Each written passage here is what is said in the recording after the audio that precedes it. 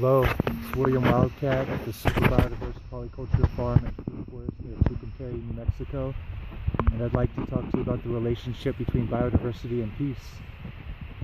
Inner peace begins when we're getting all of our needs met, and working to restore biodiversity helps us meet all of those needs in very direct ways. One of the needs we have, which a lot of us aren't even aware that we have, is a need to be a part of healthy ecology. We know that we need health for ourselves, health for our families. We need to see our friends and our communities healthy and happy in order for us to be fully healthy and happy.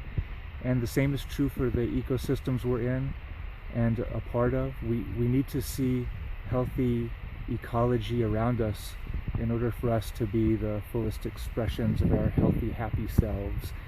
And it's easy to understand how that need is sort of lost track of when we're living in cities. We have to kind of cut off that need when that need's not being fulfilled. But when we get back out into nature and start restoring biodiversity and ecosystems, we feel that need come back online strongly, and it's so nourishing. It feels so good for us when we start restoring the ecology and systems that we're a part of. We have a need to see beauty all around us.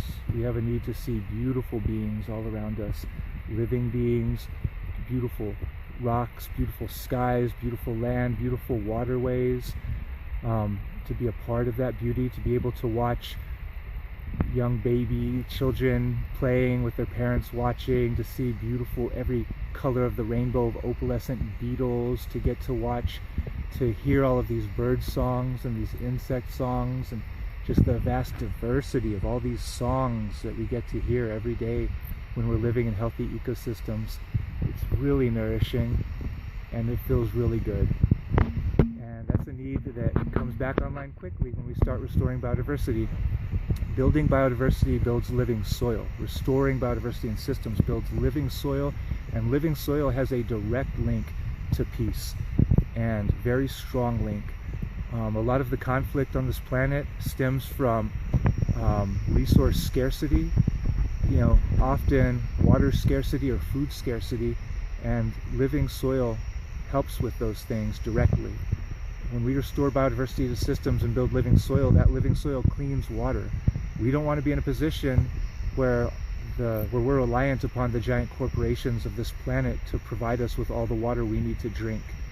We want to have clean water around us, near us. That's a need that we have, to see clean water in our environment, or there is a major subconscious psychological stressor if we're not seeing clean water in our environment.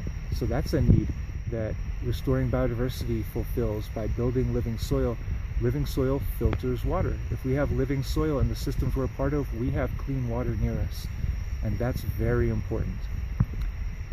Restoring biodiversity and building living soil increases the nutrient cycling which is occurring in the soil underneath us, and it yields more calories per acre, more medicine per acre, more fiber per acre than monocropping does, or conventional quote-unquote organic methods.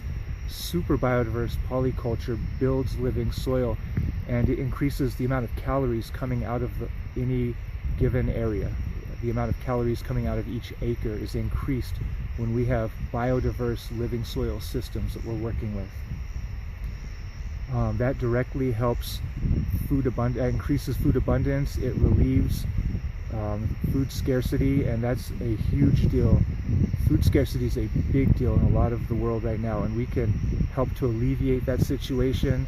We can't rely on the mega corporations and our governments who are currently sitting on giant stores of food, letting them rot while our brothers and sisters are starving to death on this planet.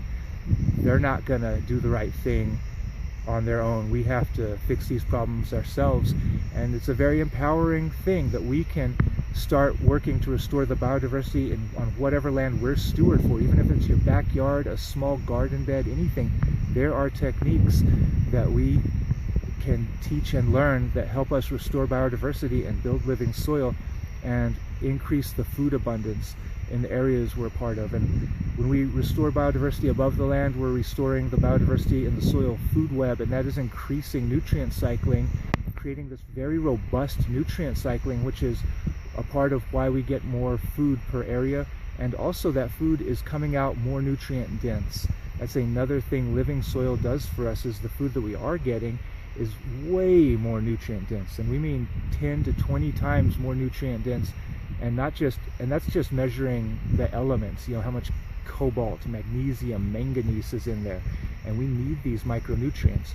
But there are many thousands of organic molecules that living soil is bringing up into plants that just are not there in conventional quote-unquote organic farming, when we're monocropping, or even just growing 2 or 3 species together, crop rotation. That's not biodiverse polyculture. That's a better start. It's better than this chemical warfare model, but we need to go all the way and do super biodiverse polyculture, farming and food forestry, because we get more nutrient dense foods when we do that. And so when we have greater nutrient density in our diet, it doesn't just make us more resilient to disease and other stressors.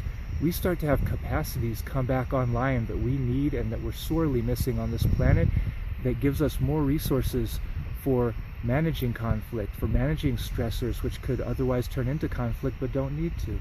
We have way more resources when we have all these capacities come back online, and we get to be more complete expressions, more complete epigenetic expressions of our own human potential when we are eating foods from living, biodiverse living soil systems. And that is a wonderful thing that feels really, really good. And so there are all these ways that restoring biodiversity and building living soil relates directly to peacefulness, and to working on our own inner peace, working towards our own inner peace, working towards interpersonal peace, intercommunal peace, all the way up to global peace. And so we do this through super biodiverse polyculture, farming, and food forestry, and especially food forestry. If you're not thinking about food forestry yet, think about it. It relates directly to world peace. I love and appreciate you all very much. Thank you.